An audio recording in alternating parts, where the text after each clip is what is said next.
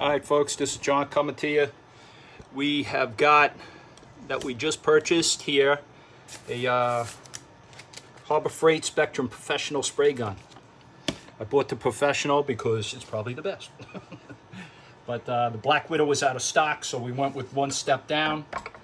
It's a pretty nice gun. Got it set up here, put an inline filter on it and dryer. It's $2.99. I would advise getting one just for the safe side of having something in there just in case. You know, you're painting with a lot. You did a lot of sanding, everything else. Got my fittings going to it. I also bought an inline regulator, which I've learned with when I had this connected up. I'm running almost 80 PSI. As soon as I touch the trigger lightly, this drops down to 30. So I don't know if this is a regulator or if it's just a basic shutoff valve. I think it's basically just a shutoff valve that shuts it off, and it doesn't really regulate it to 30 PSI all the time. That was one of the issues I just found with it. But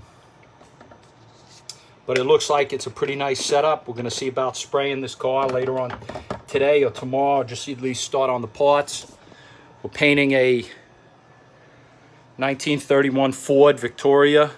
I got all the fenders off and everything for it.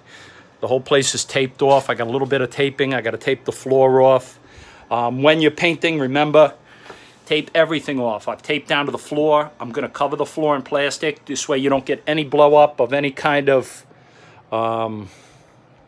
pebbles or sand that could possibly get in your paint and contaminate it. So prep is everything. So we're just about ready to go. It looks like it's a pretty good gun. We're going to be shooting epoxy on it. It's a 1.7 millimeter tip, which should be good for epoxy. They say 1.7 to about 2.2 millimeter tip is good. I'm on the lower end, but it also is good for the paint. And the clear, I'm not sure. We'll have to check on the clear. I think I need a little bit of a less of a millimeter, smaller tip for as far as the paint coming out. Our regulator is set for this. So we got the gun set up. We actually screwed the gun stand that I bought down. I had to bend this, throw some tape on this.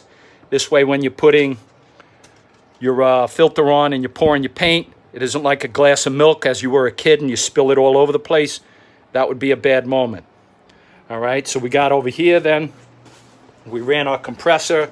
We added an inline filter in there with drying pebbles in there for it. Then we also T-tapped off the compressor. As you can see with another line, I have it going down to a pancake compressor to give me extra CFM. So I think we possibly will have the amount of volume we need to get this job done. I don't think I'll be spraying constantly at you know, a heavy-duty spray pattern all the time. I'm doing shots of spraying, so I think my volume will be enough. But this is the setup. We're all set. We got the 1.5.